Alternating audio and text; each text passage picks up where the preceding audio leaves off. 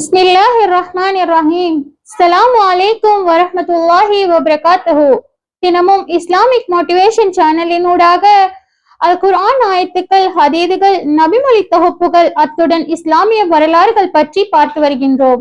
இந்த மாதிரியான இஸ்லாமிய விடயங்களை அறிந்து கொள்ள எமது சேனலை சப்ஸ்கிரைப் செய்து வைத்துக் கொண்டு மற்றவர்களுக்கும் பகிர்ந்து கொள்ளுங்கள்.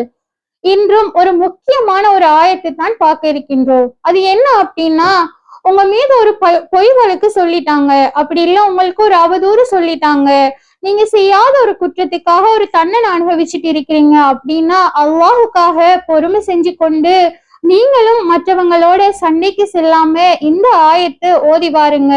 கண்டிப்பா உங்க மீது சுமத்தப்பட்ட அந்த பழி இல்லாமலாகி உங்களை யாரு இழிவுபடுத்தினாங்களோ, உங்க மீது யாரு அவதூறு சொன்னாங்களோ அவங்களுக்கு முன்னாடியே அல்லாஹு தாலா உங்களை கண்ணியப்படுத்துவான். அது என்ன ஆயத்து அப்படின்னு பார்த்தோமே ஆனால், பிஸ்மில்லாஹிர் ரஹ்மானிர் ரஹீம். வயுஹிக்குல்லாஹுல் ஹக்க பிகலிமாத்திஹி வலவ் கரிஹல் முஜ்ரிமூன்.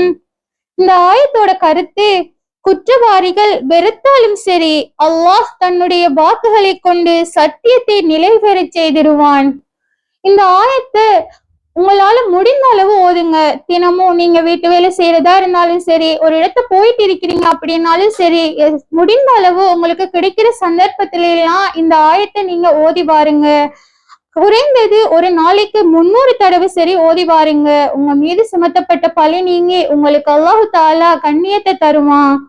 இந்த ஆயத்தும் உங்களுக்கு பயனுள்ளதா இருந்திருக்கும் அப்படின்னு நினைக்கிறேன். இந்த பிரயோசனமான ஆயத்தை நீங்களும் ஓதி மற்றவர்களுக்கும் பகிர்ந்து கொள்ளுங்க.